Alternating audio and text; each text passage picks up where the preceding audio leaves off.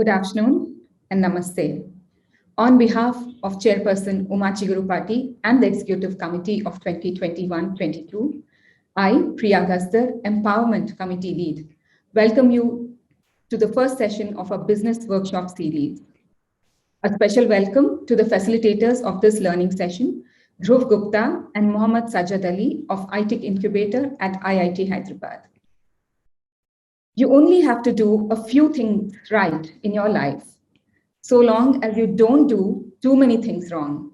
So said Warren Buffett, the Oracle of Omaha, and one of the most successful investors of all time. The idea of right and wrong is, of course, a construct. It might seem overly simplistic to suggest that making the right choices at the beginning will forever smooth the path ahead. But it is important to note that avoiding a wrong decision is as important as making the right one. And avoiding bad decisions can only happen with careful planning. Today's workshop on business model canvas will help us look beyond spreadsheets, beyond market research, beyond financial projections. It will help each of us understand our new businesses deeply and strengthen the foundation of our business model. And for those who are already running a successful business, it will help enhance the business as it evolves. Before I invite Chairperson Uma Chigurupati to deliver her welcome address, let us take a minute to pay respects to the national flag.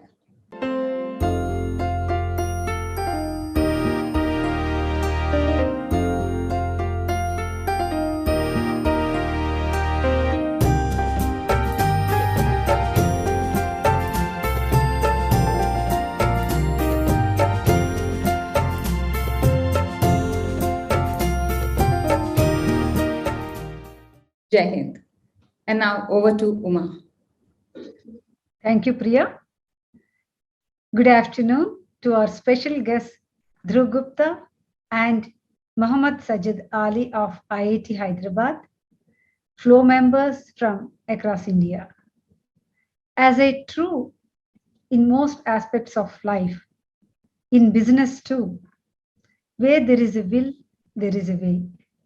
The door is not always open, but sometimes it is azar or the key is under the mat. All we must do is pick up the key and turn the lock. Basically, the right environment for success ebbs and flows, but a keen business person is never passive.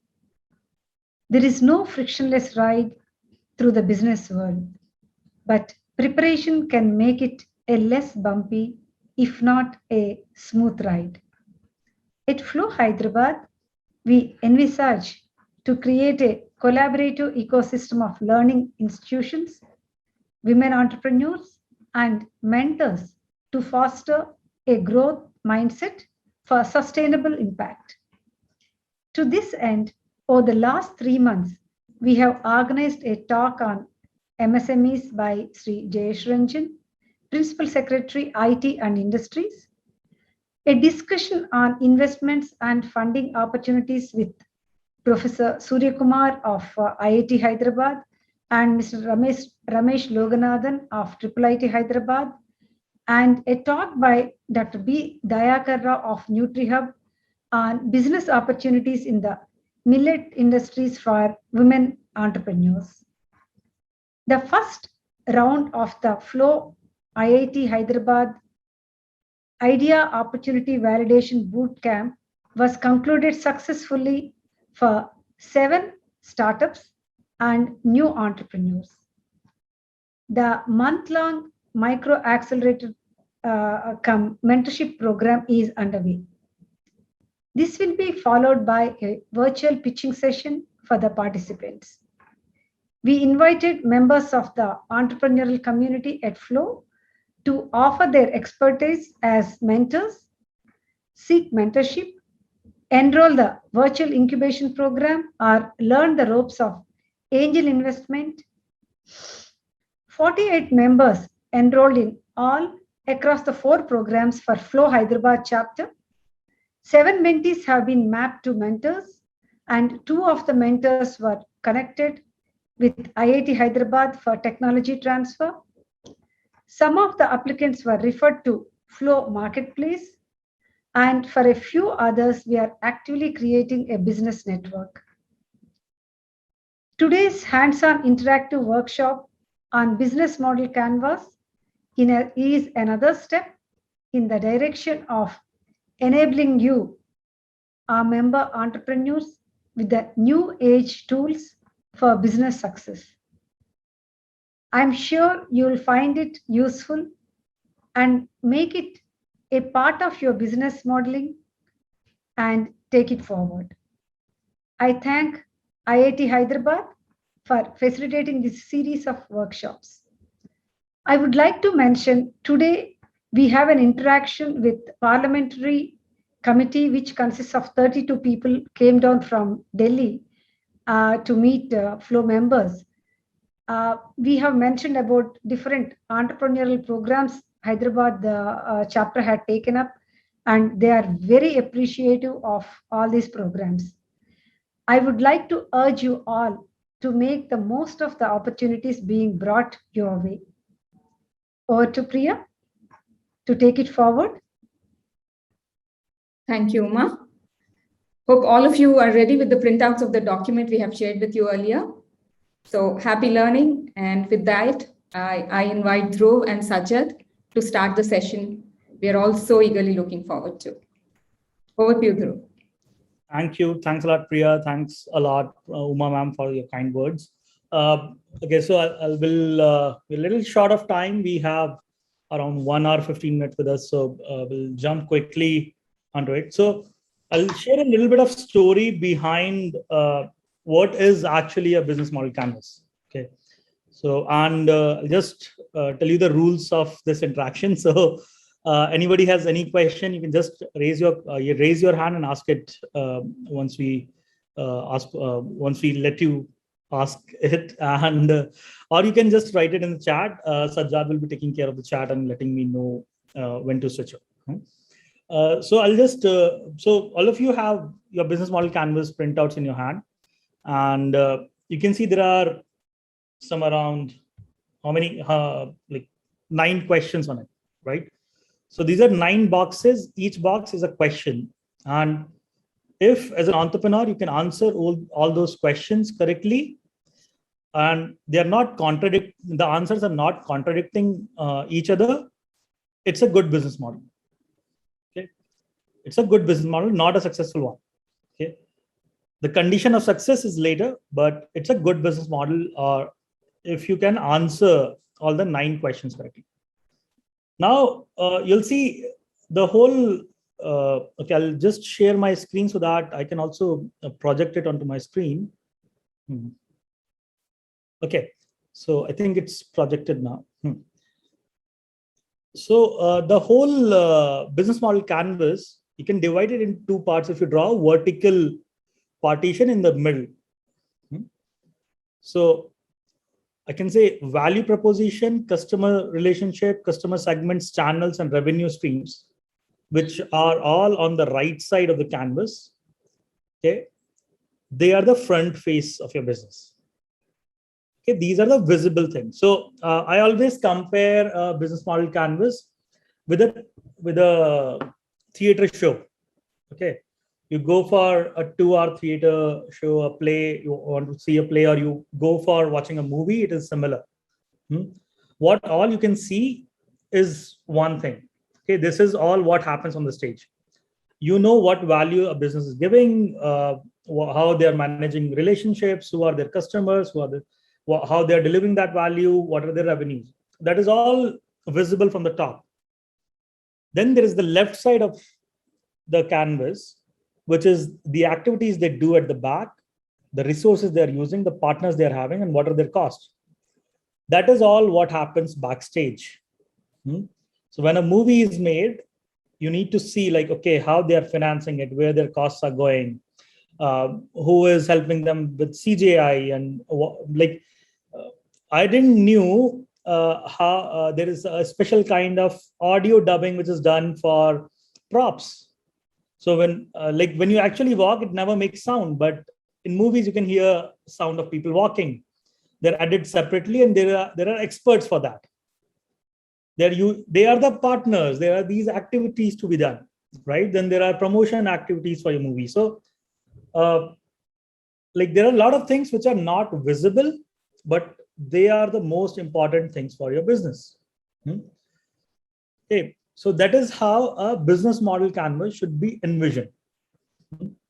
There is no question over here out of 9. You cannot think that, okay, this is a trivial question or I can leave it. No, that is not possible. And all these questions are actually linked. This is not actually a canvas. This is not actually a table. This is a tree. If I talk it mathematically, this is a tree or a graph. So we have a divided opinion what should be at the center and the root of the tree, but I always started from the customer segments. So the most important thing or the most important answer to start designing any business model is whom are you serving? More than how are you serving and what are you serving, whom are you serving is important. So like for example, I have 4 case studies over here. I'll not be sharing those on the screen, but I'll be asking it to you guys, like how you do it. Okay. So I think all of you are familiar with Amazon. Like, can I have a show of hands? How many of you are familiar with Amazon? Now raise your hand on the on Zoom, not here. Okay, 3, 4, 5. Okay. Okay, so all of you are familiar with Amazon. So let's start with Amazon. So who are customers for Amazon?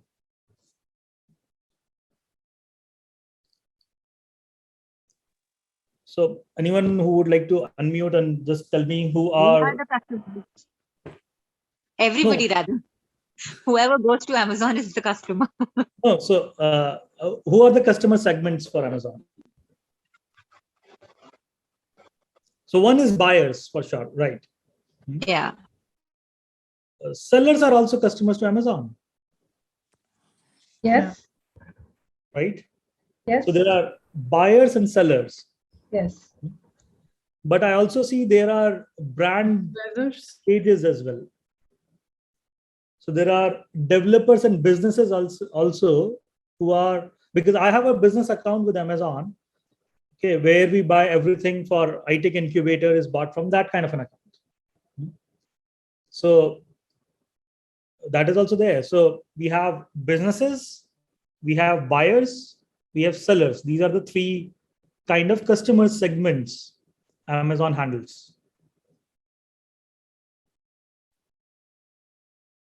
Okay, so unless and until we are clear about this thing, like as a business, whom you are serving. I have a small question. Yes, please. Do the sellers become partners or will they also be considered as customers? For Amazon, they are customers. Okay. They're not partners. Like they call them partners, but they are actually customers. Same way Ola call their drivers a driver partner, or Uber call their drivers as driver partners, but they are not actually partners, they're customers. Okay. Once we discuss this whole business model canvas, you'll understand how they are different. Sure. Thank you. Yeah. So because like a seller can decide, so seller is also using services of Amazon. They are not supporting Amazon with their activities. Okay, so the way Amazon is designed, a seller also creates an account over there, and they make pages of the goods they want to sell, and they start. He's also at the using end. Yeah, they're also using the platform. Right. Thank you. They're not helping Amazon in doing any of the activities or supplying any resources to Amazon. True. Okay. Thank you. Yeah. So this is one thing. Okay, if I go to another business, let's say Facebook. So who are the which are the 2, 3, 4 customer segments for Facebook? Any show of hands or anyone answer it? Users and advertisers. Users and advertisers. Okay. I'd also say business accounts. businesses are also their customer segments. Anyone else you think is their customer?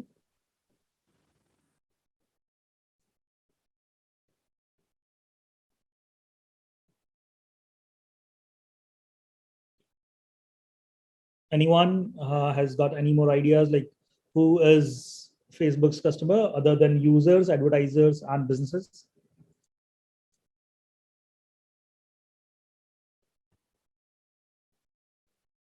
No. So there is a new customer which is not visible most of the time. Developers. A lot of apps developed over the platform of Facebook, and which generate a substantial amount of revenue for Facebook. So if you remember Cambridge Analytica, that whole game was like, that whole thing was built over Amazon. Candy Crush, one of the biggest examples. They generate a lot of revenue for Facebook. Okay, so these developers, game developers, app developers, they are also a customer segment for Facebook. Okay, there's a new kind of customer segment coming up, which is influencers. They're not purely businesses, they're not purely users, they're somewhere in between. Okay, and they're also like part of that advertiser community. So it's a new thing coming up. So might be so like when they saw that, okay, there are a lot of influencer coming up, there's a new work stream being developed on our platform, they actually created a whole new business model around it. They started putting those blue ticks and then like all that. Then there are companies which are into influencer marketing as well. They also incorporate them into their network. So all that is building up around. So they have to create a new business model. Okay, so if I talk about like something which a lot of you will be interested in, something more tangible in nature, let's say plastic recycling industry. So what are the customer segments for them? Like one of our incubatees who's also a Flow member is into this. So like I would not like Khushbu to answer it, but everyone else, like who's your customer segment? If you own a plastic recycling industry, who's your customer segment? Depends on what product you're coming up with, right? Yeah, so you're recycling plastic. You get waste plastic, you recycle it, make some artifact. Let's say you are making.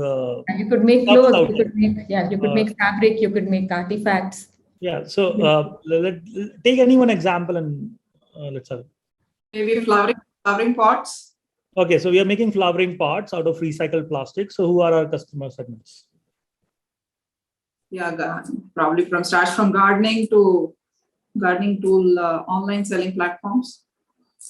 No, they are not our customers. They are our tools. Okay.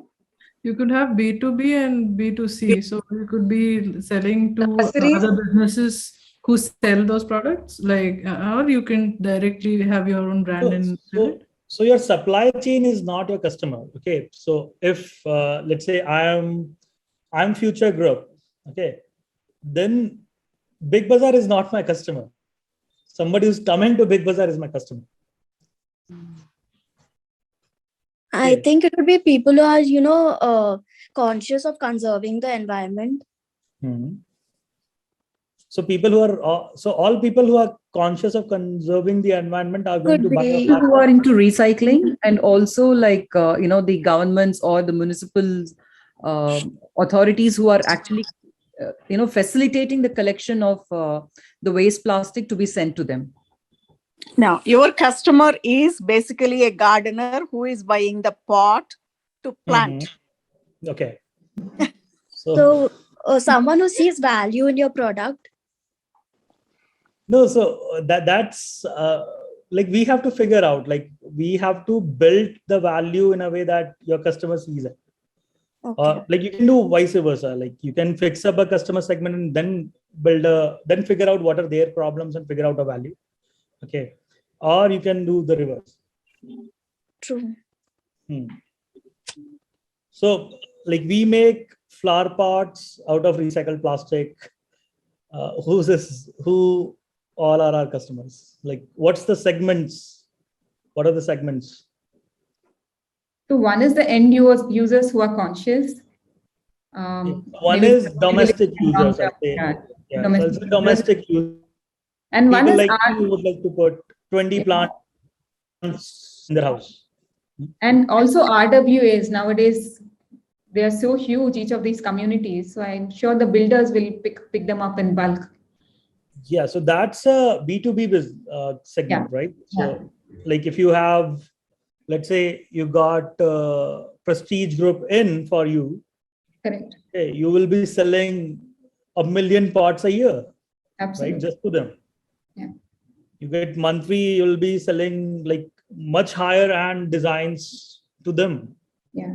Maybe even the government, because let's say GHMC. Yes. Lot of nurseries also, they will multiply the plants and they will use the pots. They could be a channel to sell your pots as well. So like I would like to buy pots when I'm buying plants. So I don't want to buy a plant from one place and then next weekend I'm looking out for pots.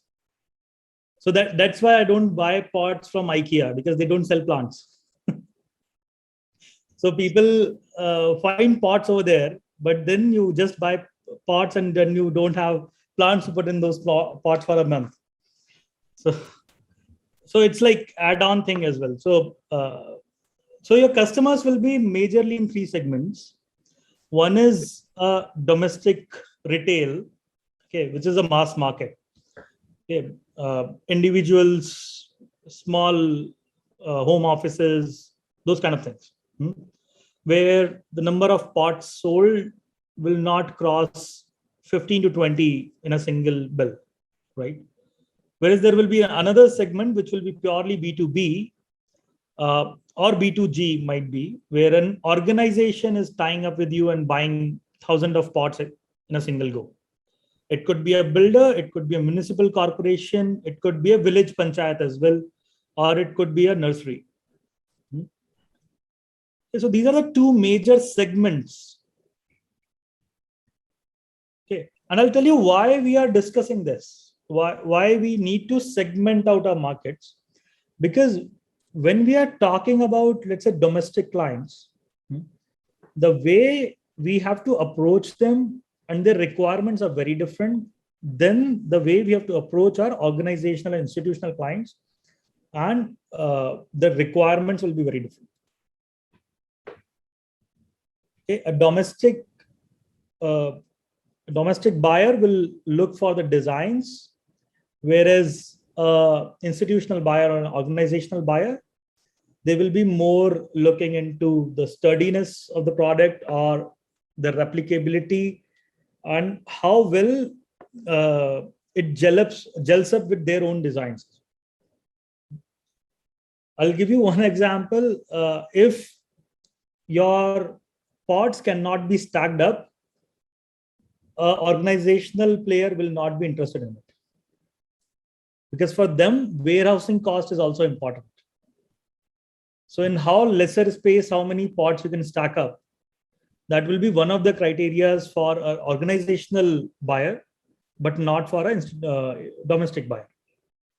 So that's why that's why knowing the customer segments are very important. And then you design your offerings as well differently for them.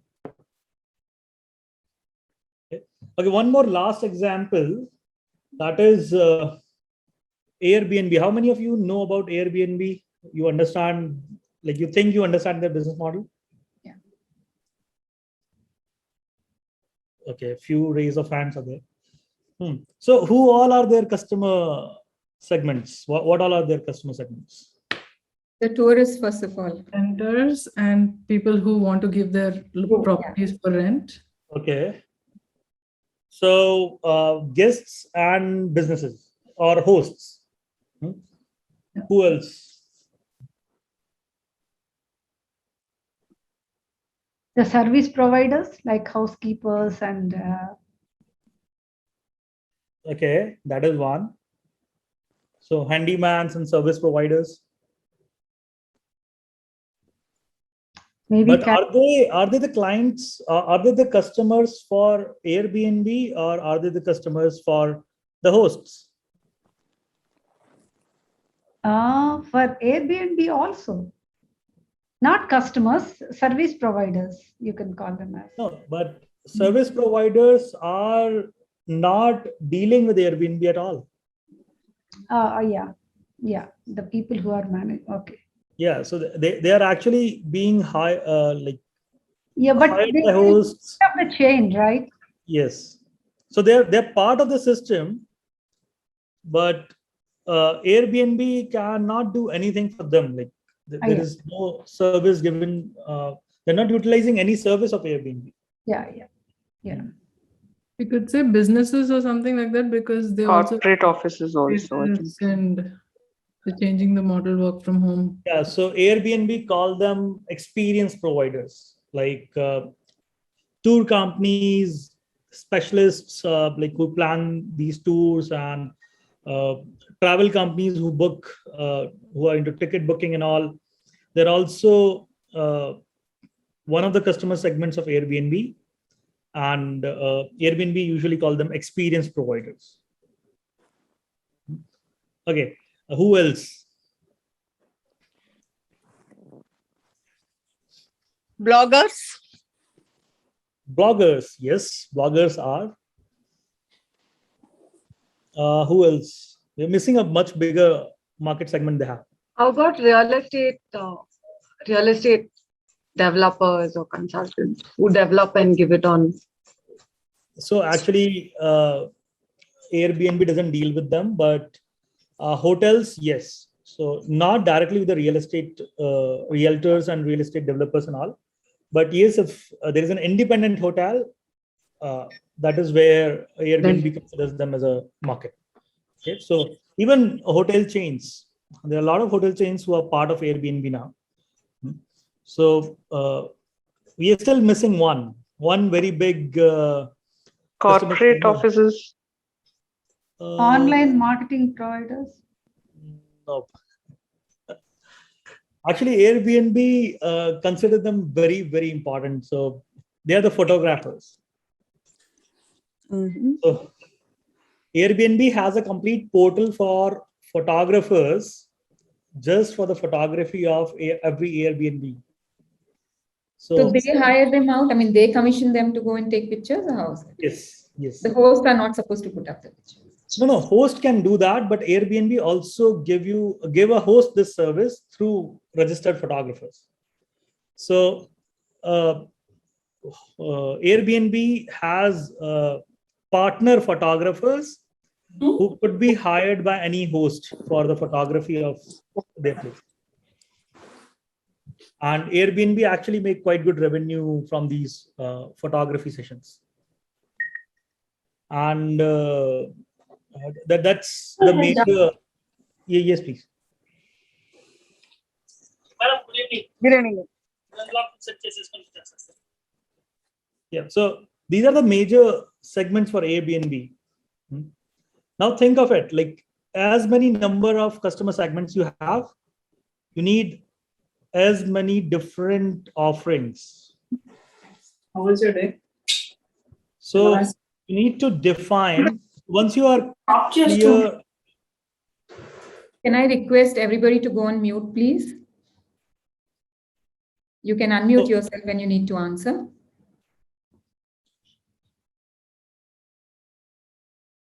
Okay, Dhruv. Yeah. So once you know who your customer segments are,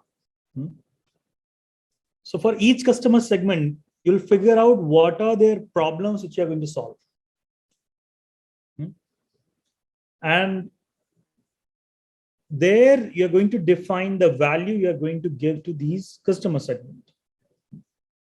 So we'll go in the reverse now. So like if I talk about Airbnb again. So what is the value Airbnb gives to different customer segments? So let's say if we are talking about guests. So guests can be anyone who is using Airbnb for a stay of a night or 15 days or even a month. Okay. So whoever is the guest, what is the value Airbnb gives to them? So what are those values which guests get from Airbnb? Group, since I asked everybody to go on mute, maybe everybody's muted. You please ask them to reply. It also depends on area, location, and pricing. Yeah, but what's the value you get? So value is not in terms of money or something. Well, value is joy. Value is you get a good time, like anything, right? So Experience, maybe. it could be an experience, right? So it's time saving, right? Anything which is over and above of the regular thing is a value, right? For example, there is a company in India which hosts a party at your place for strangers. Okay. And they say loneliness is a disease, and that's the value we are giving. Like, we are saving you from this disease of loneliness. So that's value. Okay, I'll give you an example. For guests, low cost accommodation is a value. Airbnb is comparatively cheaper than any 3-star hotel. Like, if you do a straight comparison, Airbnbs are comparatively cheaper. What are the other values a guest gets?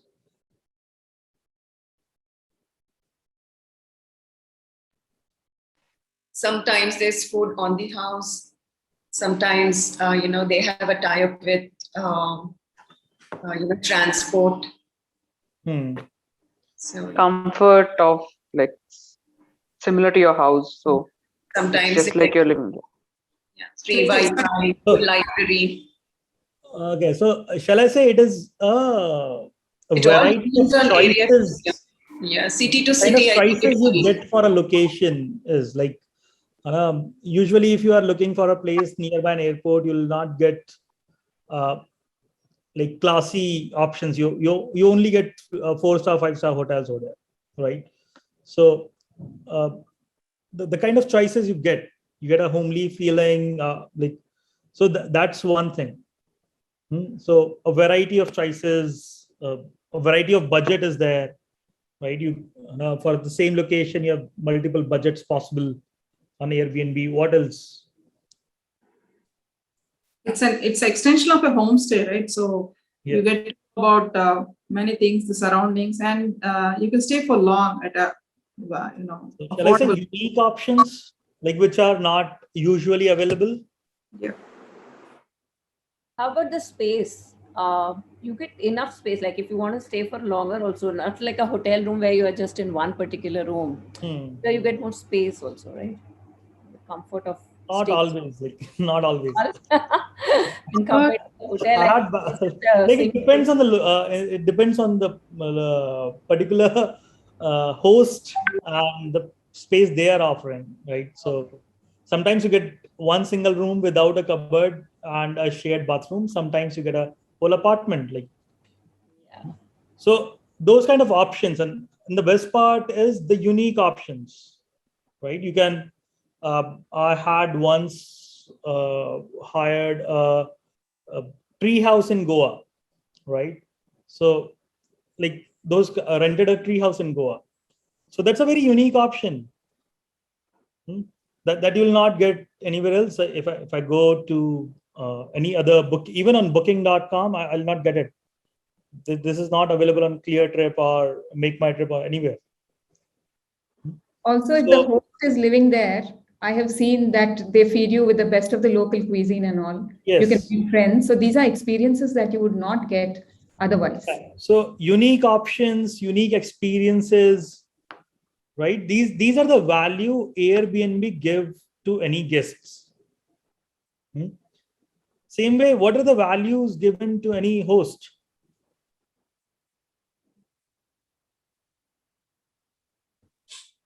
One is word of mouth advertising happens. If you have given a good service. That's not a value given by Airbnb to a host. No, I mean, if I go to a host and I really like it, then I'm going to come back and talk about it, right? I'm going to recommend more friends to go there. So that's you are doing, not Airbnb. Oh, yeah. That's the value Airbnb is giving. But I have booked it through More than the rent. No, so I've made the next time booking through you're Airbnb. going directly. Next time you're not even using Airbnb. So that's also a loss of business to Airbnb. A Yeah. customer who is coming again and again to the same hotel? No. So the question is, what is the value Airbnb is providing to a host? That's what. Providing a platform. Revenue generation. Providing a Okay, yeah, platform. income More generation. revenue than the usual rent they earn. Yes, so like income generation, a better income generation opportunity is there. What else? Peace of mind. Digitally market themselves. Okay, so it is easy to list and use the platform. So like ease of Opportunity to listing. meet more people Okay. as guests. Yes, that is one. We can also say it's a easier to manage system as well. Like there is a calendar, there is a booking system in place. Okay, so you don't have to go through all that hassle. Like a hotel can afford all that, but an individual cannot afford all that, right? Which is made easy by Airbnb. Like everything is there on their platform. You don't have to do anything. Can we say like brand trust and also if you're listed in Airbnb, there is a certain. Yeah, so Airbnb becomes a trusted party when it comes to payments, when it comes to who is going to like be at your place. So trust on both the sides. Ease of operations. Yes, ease of operations are there.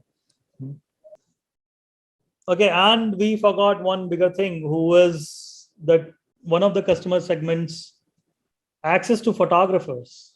Airbnb gives you access to photographers. Like as a host, you get access to photographers. You can ask them to come down, take photographs, and market you. That service is like really, really nice from the side of Airbnb. I think we are not aware of that because none of us has experienced it. Like we have not given our place on Airbnb till now. Okay, so if I talk about hotels, what's the value given by Airbnb to them? Not a host, like a standalone host. I'm talking about hotel. Better occupancy. Okay, better occupancy. Yes, the occupancy rate will go higher. Like I think I can say access to guests and all. That is one. Enhance their brand value by associating with them. Okay. Steady That's revenue. Not very sure. Like if I get Taj on Airbnb, the brand value of Taj will go down. Right. So Maybe steady revenue. We can say that like access to guests or like better occupancy is the same thing. One good thing which is also there is the booking system. Okay, so it is easier on the operational part as well. So a small hotel can actually use their booking system as their default booking system. So that's one of the bigger values they provide. Similarly, for experience providers, again, for the ones who book your tours and all, income is one thing, and a platform and a system to get a wide range of products is a wide range of itinerary to offer is another thing. Okay, these are two major values Airbnb is giving them. So value is not necessarily monetary in nature. Okay, it could be ease, it could be a service, okay, it could be access, anything. Just for example, what is the value Flow is providing to its members? You all are paying I'm not very sure what's the model over here, but I think there will be a membership fee, the other things, there are a lot of activities happening. So what's the value Flow provides? Like it's non-monetary, right? You get a network, you get mentorship, you get other kind of support, connections, all that thing. That's the value.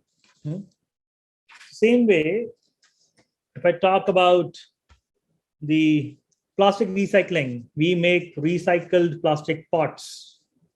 What's the value you're giving to your market?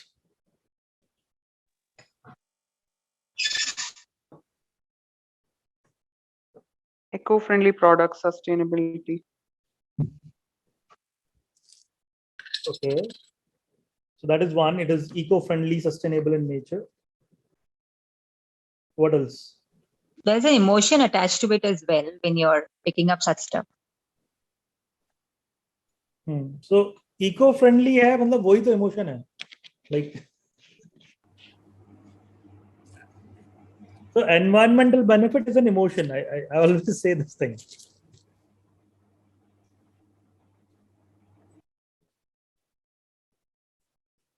If you look at for businesses and all of that, it is a marketing benefit also. They can, tell that they're using better products. So, okay, that is one. What are the other benefits or what are the other values you will create? You need to give them.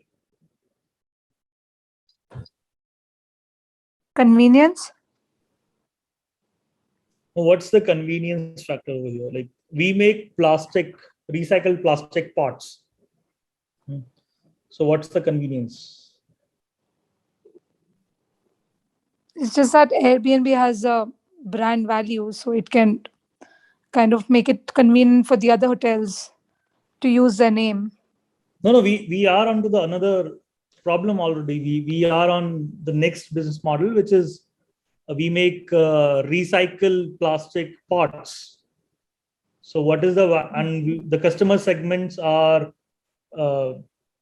domestic buyers and B2B and B2G, which are like businesses, real estate developers or municipal corporations, people who are going to buy it in bulk from us.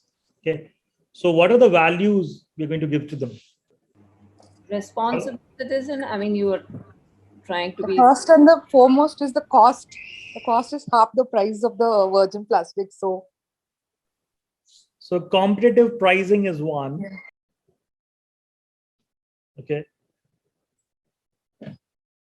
Now, I'm just assuming it from the word shared over here. I don't know. I'm not an expert on that. So like you say, it is half the cost of the regular virgin plastic. So, okay. So competitive pricing is one. What else? Sustainability. Okay. Environmental benefit. So when you say sustainability, that's not the correct word because sustainability can be used as a economical sustainability. Environmental sustainability is different than economical one. Okay, there are different kinds of sustainability. So, like, better to say it environmental benefit. What else? What other values can be provided? Vandana Mehra is saying weight of plastic pots is less than earthen pots. So And they are more functional in nature. Durability and no breakage. So there are some functional More benefits. More functional, yes. So they're more functional in like great point, Vanna. So the more functional in nature, that's one value. Sudha is also saying sturdy and usability is there. Yes, yes. And it's an additional income. Yeah. So they're lightweight, they can be stacked up to a higher height. Okay, so they're more functional in nature. I think aesthetically, they can be made in multiple designs, multiple colors. So it's pretty much customizable. So they're aesthetically pleasing as well. I found plastic pots always looking better than the earthen pots because there are aesthetical controls possible. So I'll say they are functionally better, right? So that is one side of it. They are aesthetically better, they're aesthetically pleasing. That is another value. They are having competitive pricing with the regular pots, and over and above environmental benefit. So these are the values we are going to give to our customers. Okay. Let's come to, okay, this one is interesting. Let's come back to Facebook. What's the value proposition of Facebook?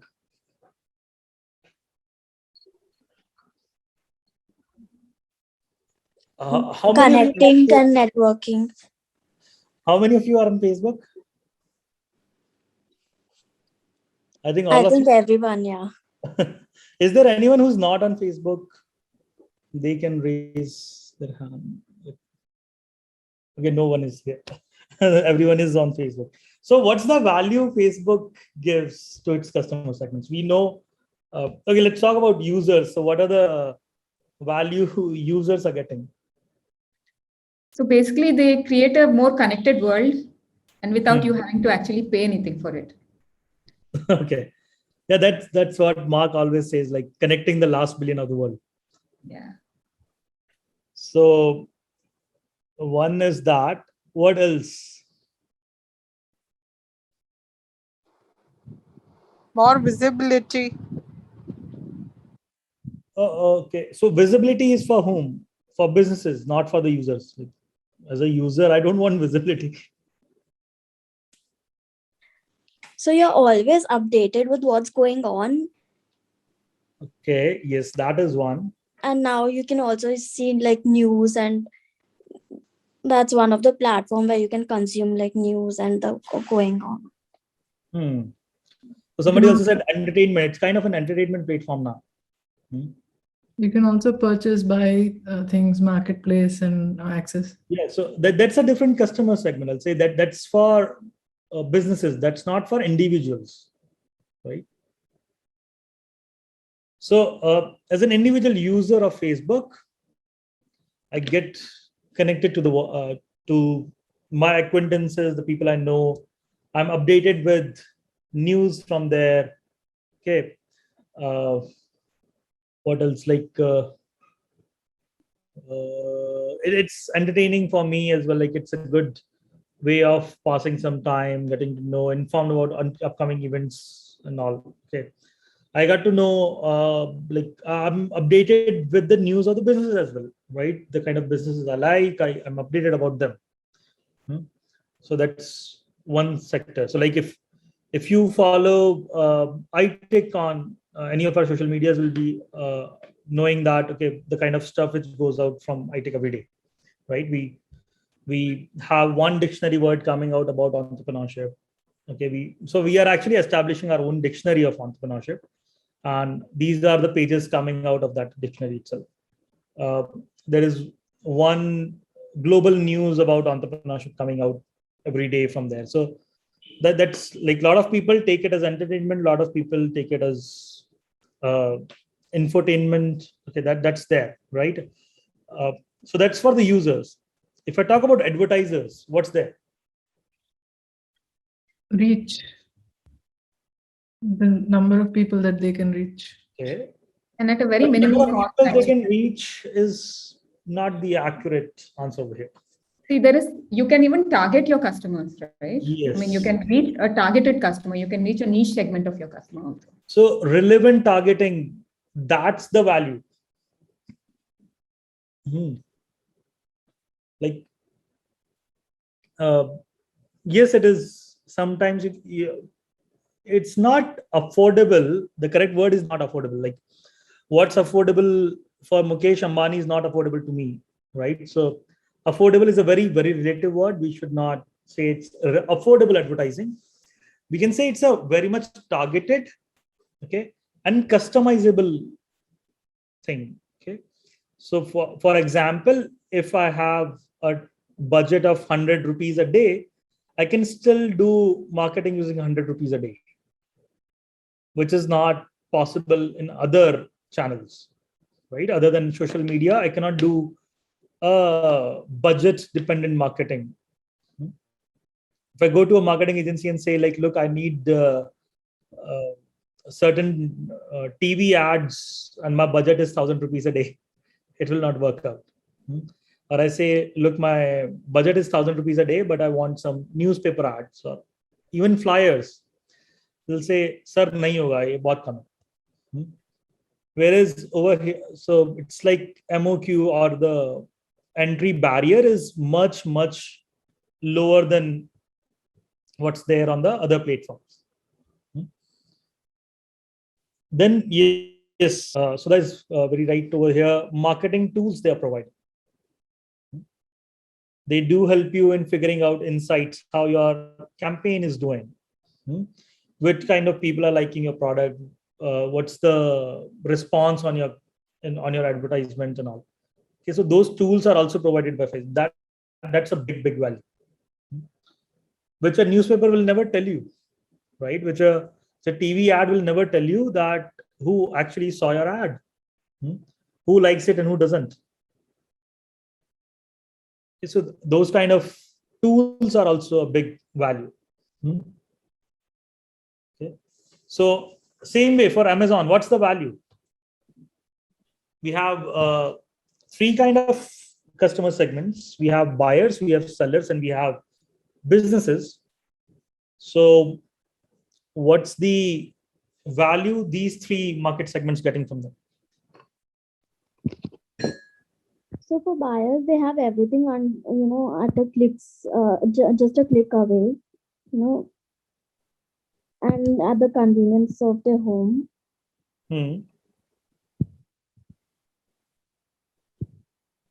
So one is convenience. What else?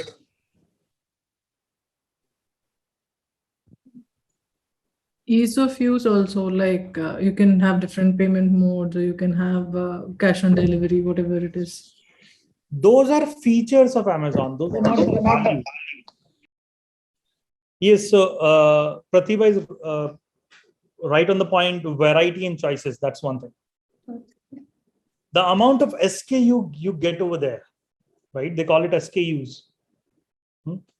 So like the amount of SKU you get over there is enormous. I think it has crossed 3 million way back in 2013-14.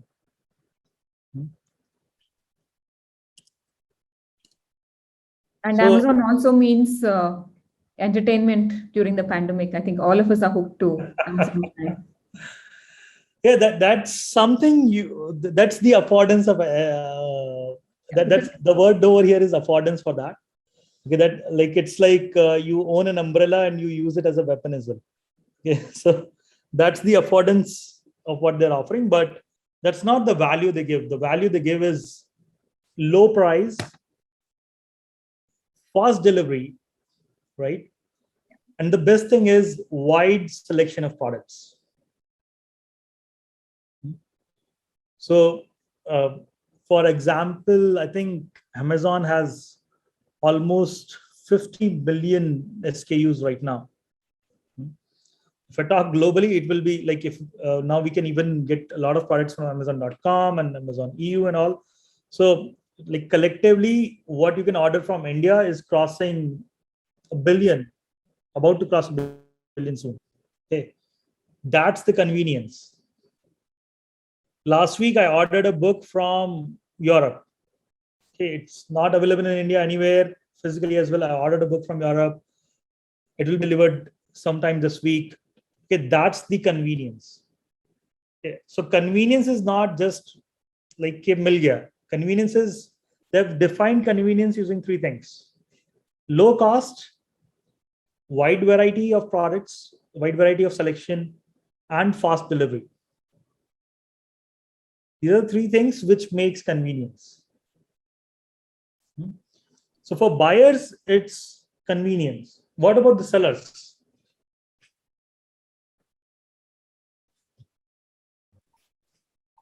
Again, the whole world is their marketplace. Yeah, but what is the value these guys are getting? The sellers are getting a non-negotiable price. I mean, they don't have to. I mean, there's no platform where the customer can actually decide the price. The price is fixed. Okay, that's a really nice point. Yeah. So pricing is one. Like actually, Amazon supports its sellers with pricing a lot. It gives you a lot of insights about how to price your product. What kind of variation will actually be helpful in selling more products and all. That's there. So that is one. Yeah, Pratibha is right, and even the same is coming from Uma ma'am. Like huge market. and you don't need an office for it. You can run the show from anywhere. Somebody sitting in Surat is selling chania choli in Chennai, right? Just because of Amazon. They have to like managing operations overheads is not there. So that is one thing. Like, so I think the biggest thing is a marketplace access to millions of buyers. Then there are other things which are into the operational side of it. Right? What's for the businesses are there?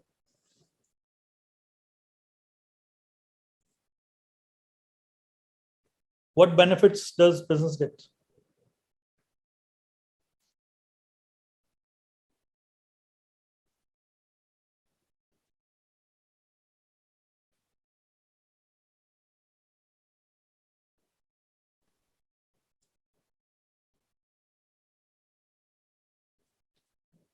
Anyone?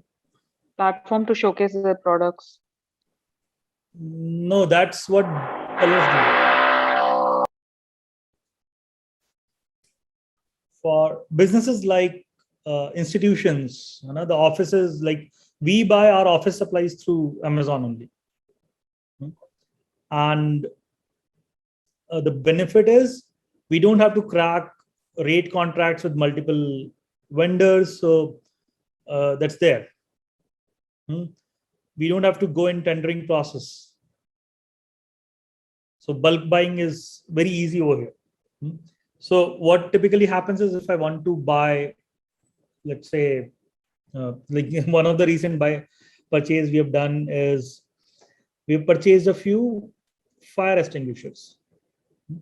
If I go by a retailer, if I ask him for 200 fire extinguishers, it's not possible for him. Okay? And I will not be even able to negotiate with him.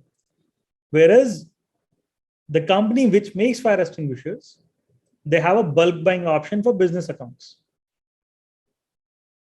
The GST is automatically settled. So all those options are inbuilt. So I'm not sure whether how many of you have actually used this business buying thing with Amazon, but business accounts are like very helpful in that sense. So when we were building our library for iTech, we purchased around 200 books and more than 150 of them were imported. So we don't have to go for import duty of each one of them and managing all those and following up. Nothing happens. We just go to Amazon, we type in the name of a book, we say buy it, that's it. The payment details are already fed in from the side of our accounts. So the consolidated billing goes to our accounts, it is settled from there. GST is taken care automatically. Reimbursements have not to be done. Otherwise, I have to purchase it, give it to our stores. Our accounts will make a reimbursement to me, which will take 2 months. Okay, so all those processes are taken care automatically. So what I say, it's a platform as a service. They take care. So it's kind of a virtual store manager we have as Amazon.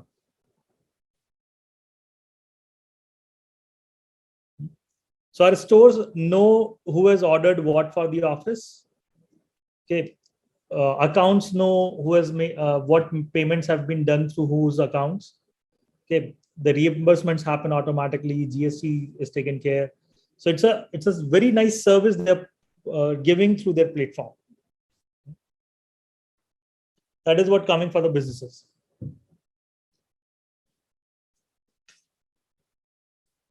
Okay, so I think we're taking too much of time over here. So what we'll do is we'll only do the right part of the business model canvas today, and I'll ask Priya to figure out another session within the week itself, so that we can have the left part done in that session. Okay, that's how we are going to do it now. I just got to see the clock now, so it's taking too much time, that's okay. It's not a problem. So once you had figured out your customer segments and the value you're going to provide to each kind of customer,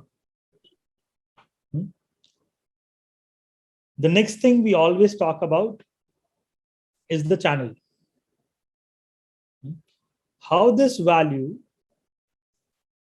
will be given to this customer.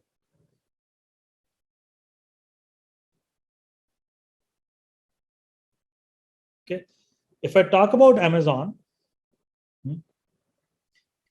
the value for buyers is low price, fast delivery, wide selection of products, combined convenience. Okay. Now, how are you going to give this convenience to your buyers? What's the channel for it?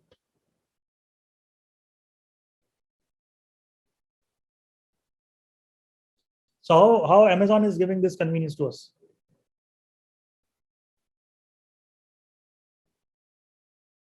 Through their delivery people, through their website. The delivery people is a very small part of it. Like it's, yeah, the whole Amazon.com is that channel, right? The Amazon app is that channel through which this value is being given to the buyers. It could be, so if I talk about Facebook, it's a Facebook website and mobile app, right? Okay, if we talk about our recycled plastic pots, then what's the channel? How this value will be given to the customer segments? We could say the retail stores or whatever that they have. Okay, one is retail stores, right? What else? If they have a website, Distributor network. We can have a e-commerce, right? So they could also do nursery. Yes, the ma'am is right. Nursery is one, right? We can use nurseries to sell our products. What else?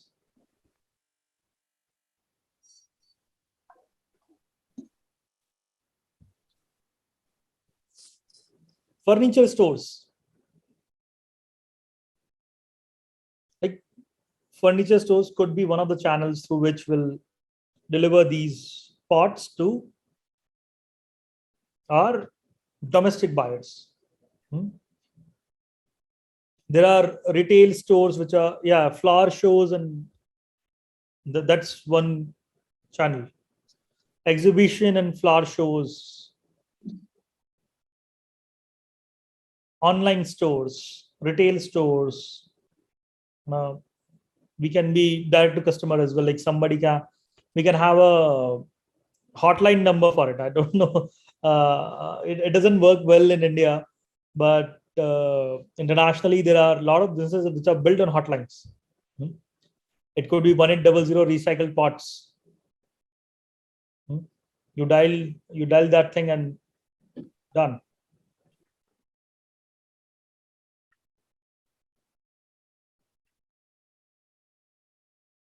Okay, Pratima, I said I don't buy it. Like I'm a typical kind of a customer, but you can always sell it. Like IKEA is still selling it, right? It's not like I stopped buying it. It's not like I have never bought it from IKEA. I bought it, but then I realized for the next 2 months I didn't got time to buy plants. Okay, so that was the challenge. So like these are some of the ways of selling it. Okay, if I go to Airbnb, what's the channel Airbnb use to deliver this value to their customers?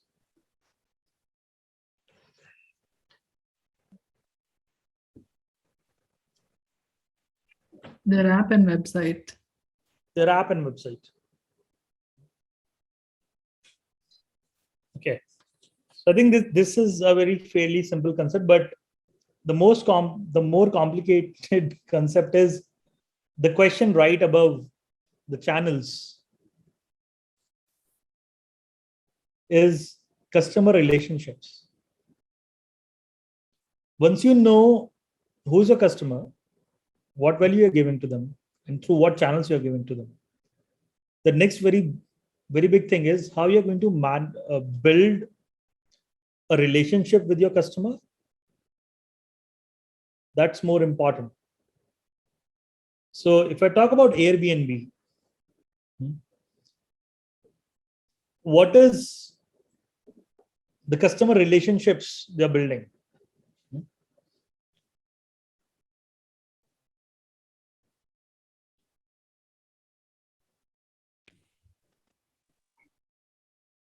So for example, one is trust through verification.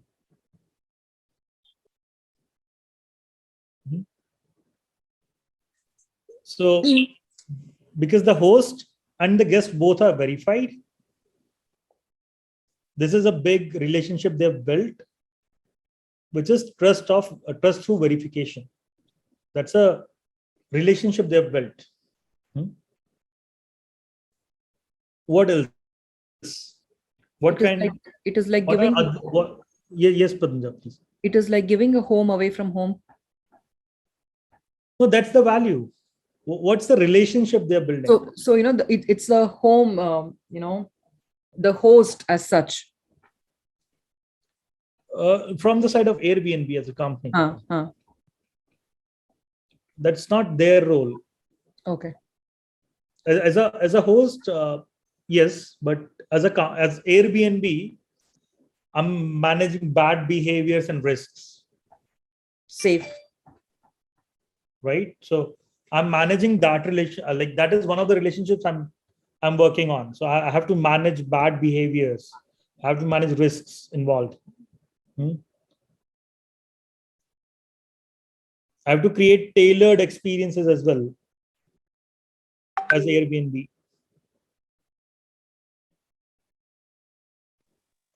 One of the unique service relationships Airbnb works on is self-service.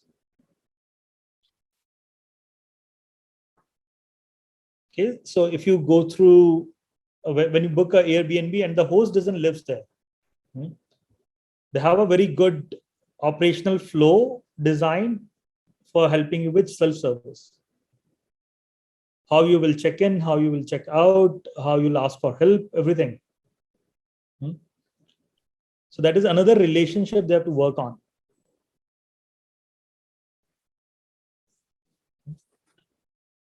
So if I talk about our recycled pots, what's the customer relationships you're managing?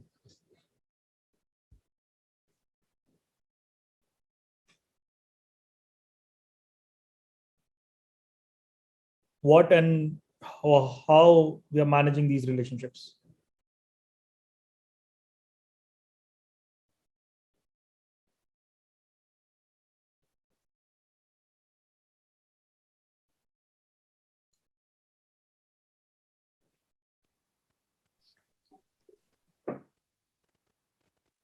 Can we customize the pots according to the size the customer needs? Yes, that is one thing.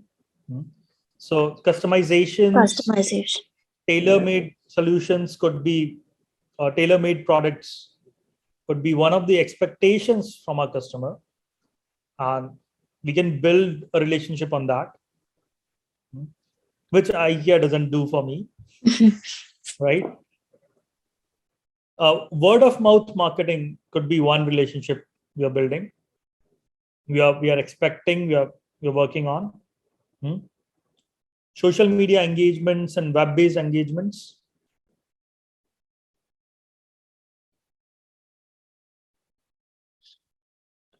We can even work on building an community in supporting environment.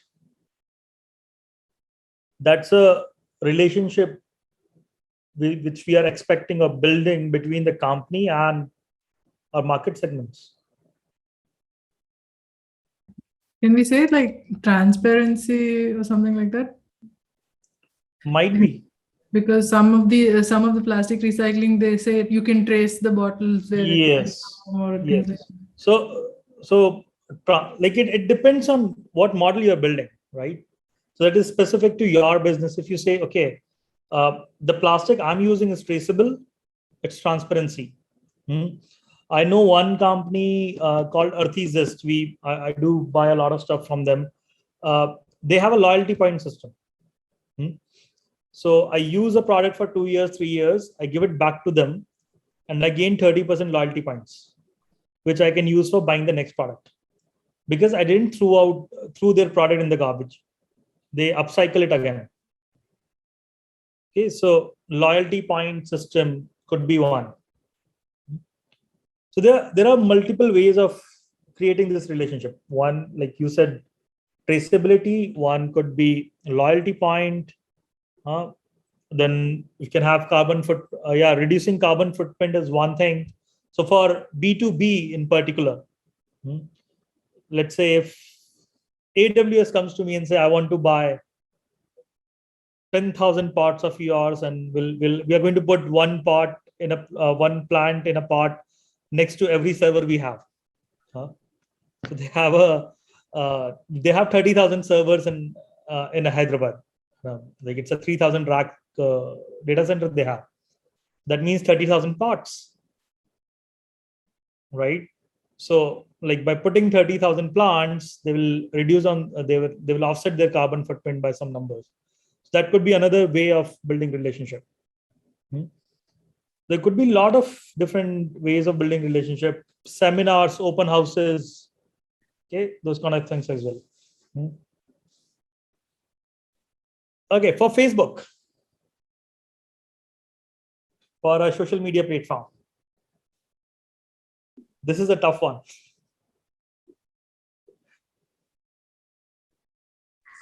So addressing like grievances, if your account is hacked, you have a support team that will help you out. Yeah, that's a new wing Facebook started, like comparatively new wing. They just started 3 years back. So grievance solution or privacy issues, that's one thing. What else? You can report certain accounts. Yeah. Due to unauthorized information or unauthorized posts. That is another side of building customer relationship. So majorly, Facebook divides it into two parts. One is cross-network effects and same-side network effects. So there's smaller networks. So there are a lot of effects. So let's say Flow is a smaller network of its own on Facebook. So the information movement happening within Flow, the activities happening within Flow, that is same-side network effect.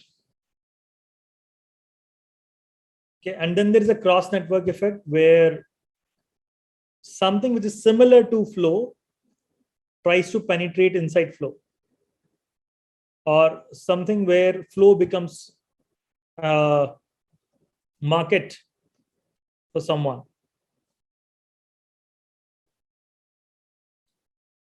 For example, iTech, we are a different network and we have a effect on Flow network.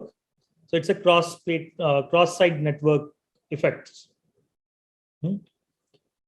Suddenly, because we are having this conversation, I'm pretty sure on every social media, you'll start getting our visibility of our posts more. That's a cross-network effect. So these are the two major effects Facebook creates, and that's the major part of managing relationship with the customer. That you should get visibility of within network content as well as cross-network content. But yes, like Facebook started from there, but now they have grievance redressal, they have verification, identity verification services as well. You have login through Facebook option at a lot of websites. That's a identity verification service they provide. That's another way of building a relationship. That way, they are handling a relationship between a business and a regular user. So they try to become a trusted third party in between. Okay, so these are all the things which are visible in a business. And they all lead to one thing, which is the right side bottom of your canvas, revenue streams.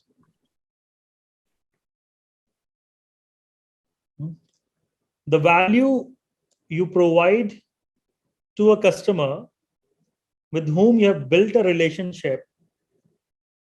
Okay, you build a relationship with a customer, you provide certain value through a channel to your customer. And against that, this customer will generate some revenue for you.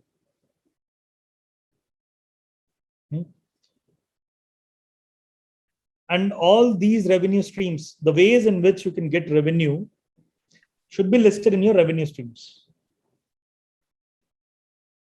Okay. So if I talk about Facebook, what are the revenue streams? The advertisers. So ad revenue is one way, whereas it is free for the users. So it's important to write that it is free. There are multiple streams we can have a separate session about. So we will actually have a separate session about revenue streams and pricing strategies. We have a great mentor for that. Okay, so later after certain sessions, we'll also invite him for how to do pricing, how to figure out your revenue streams and all. But even if you're giving it for free, write it over here.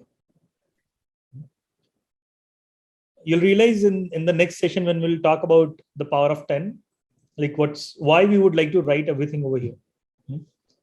So if it is free for users, you should write it here. If it is a freemium model where certain use is free, then you go for certain revenues beyond certain point, write about that. So for Facebook, two models. One, it is free.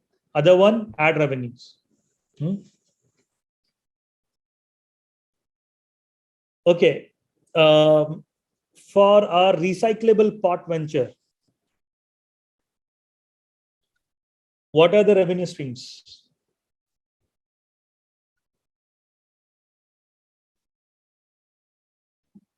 Sale of the pots. Okay, sales of products. What else? If they allow other brands to sell their products, relevant brands to sell their products through their retail space. White labeling could be one. Like I can sell it to, like IKEA, there will be some other company called IKEA or Mikia or anything, and I'm selling white label goods to them. They are putting their own brand and selling it. That could be one model. So white labeling. What else?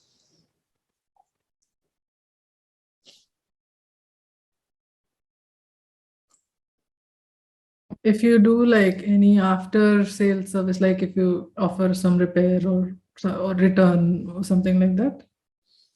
Okay, so after sales services is one.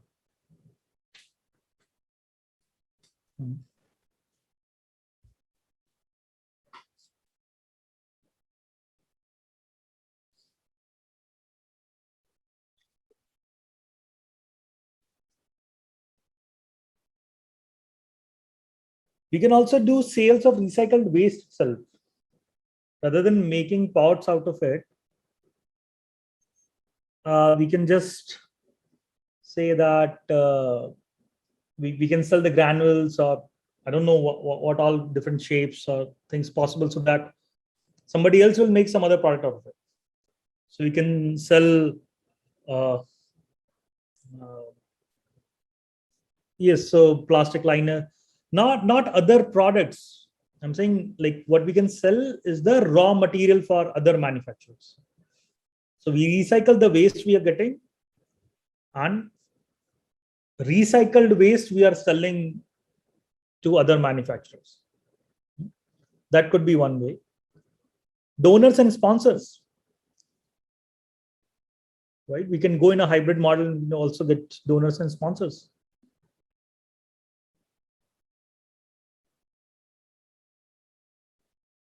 What else? Are any other possible?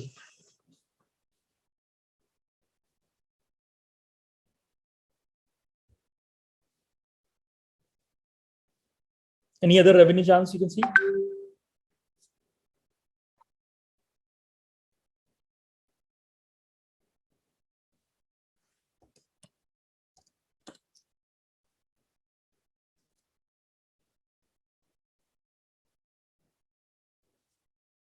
Nothing? Okay, so let's move to the last one, Airbnb.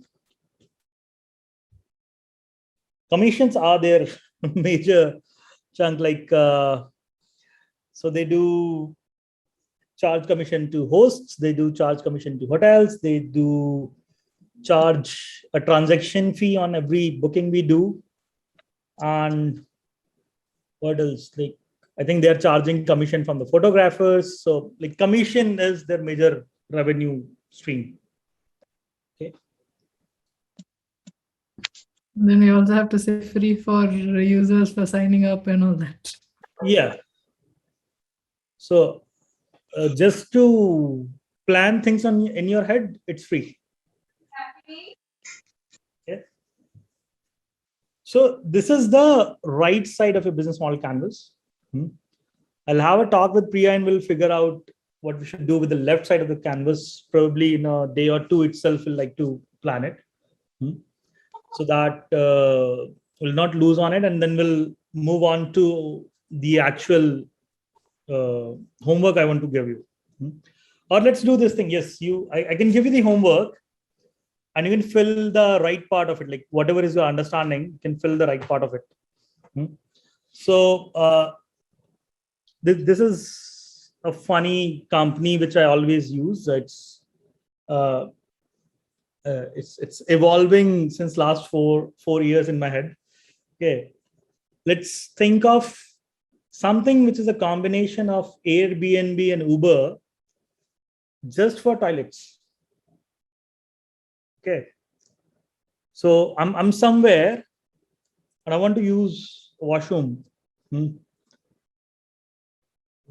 I should have a way of figuring out where the nearest washroom is. I should have a way of using it.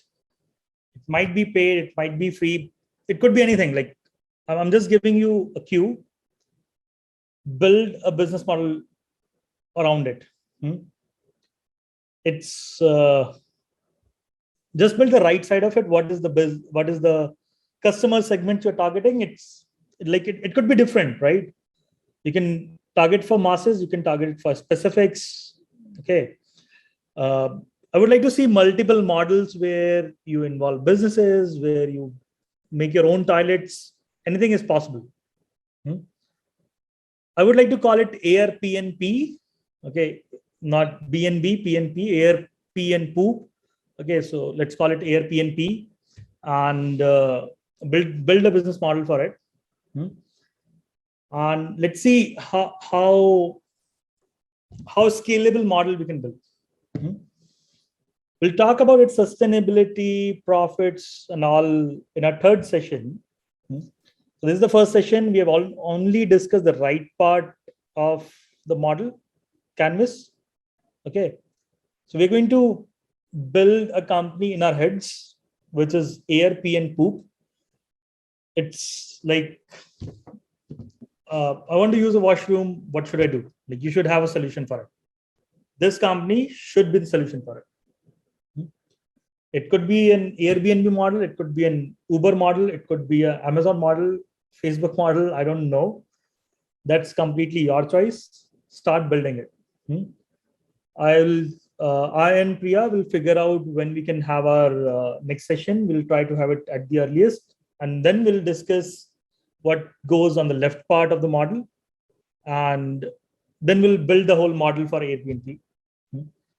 Okay. So that's all from my side as of now. We are overshooting the time. Priya, over to you. Yeah, thank you. So right now, just to sum up, you've given us a homework and you've asked us to create a business model, however wacky it can be. Yes. For Airbnb. Yes. And we need to fill the 5 blocks here. Yes. Right side of the canvas. Including value propositions, right? Yes. Value propositions bang in the middle. So value propositions, customer relationships, customer segments, channels, and revenue streams. Yes. Okay. But if we don't know what the key activities are and who are the key partners and key resources. We'll figure it out later. We'll figure it out later. So no, it's not like you can imagine everything in one go. Okay. That's right. First, imagine the things which are tangible in nature, which are visible in nature. Okay. Because key activities and key resources are something where we need to go in depth and understand, like, okay, if I am Airbnb, I need to build a mobile app and what resources I need and what partners I need. That's a very different understanding we need to go in. So if I'm selling recycled plastic pots, okay, who are like Kabadiwala is going to be my partner. Okay, and a Chinese company which makes those machines to segregate plastics is also going to be my partner. Right. So that understanding is different. Okay, we'll go into that, but these are actually independent. So left side is kind of independent of the right side. We control the right side separately and the left side separately. Okay, so what you are shown on the stage, like you can start from there and figure out what the backstage work should be. If I'm making Julius Caesar, I know what kind of hats I need to buy. So like if you are able to imagine how Airbnb is going to be for us, we'll figure out whether to have Harpic as a partner or we need to build our own company of toilet cleaners as well. Okay. So assume the right side, the 4 things on the left, sorry, are already in place. And then we go ahead. No. Don't assume, like we'll figure it out. All right. We have to figure it out, but we should be what we are going to offer to our customer and who is our customer and how we are going to make money. First, we should know that. All right.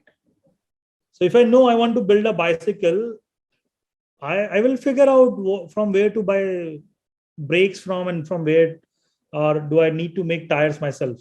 Or will I be buying it? But I should know that I need to make a bicycle. Yeah. That's the first step. So right side is the first step. And that's why we had gone in a particular fashion that we start from customer segments, then we go for value, then we go to the channels, customer relationship, and then the revenues. It is always solved this way. Okay.